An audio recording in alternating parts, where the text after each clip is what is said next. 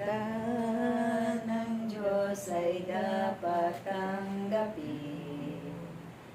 Ang salita ng Diyos ay dapat nasundin. Sa puso't isip, sana'y laging kamtin. Makatulong siya sa ating pasanin. Sa pagtahak dito sa mundo, maraming pagsubok ang matatamo. Pakinggan mo, isabuhay mo, ang salita ng Diyos ang tanging gabay mo. Ang mabuting balita ng ating Panginoon ayon kay San Juan. Papuri sa iyo, O Panginoon.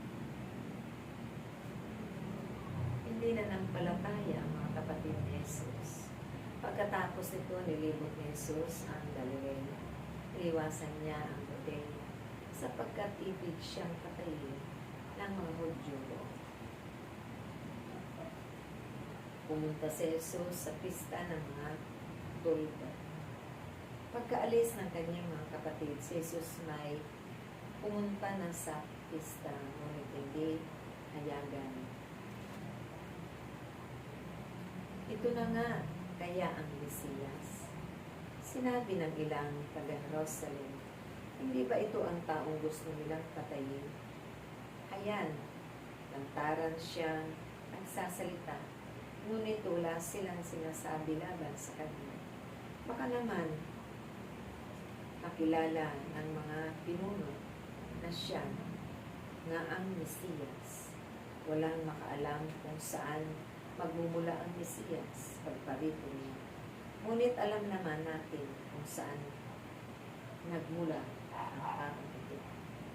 Kaya nang nasa templo si Jesus at nagtuturo, malakas niyang sinabi, ako ba'y nakikilala ninyo? Alam ba ninyo kung saan ako nagmula? Hindi ako naparito sa ganang akin lamang.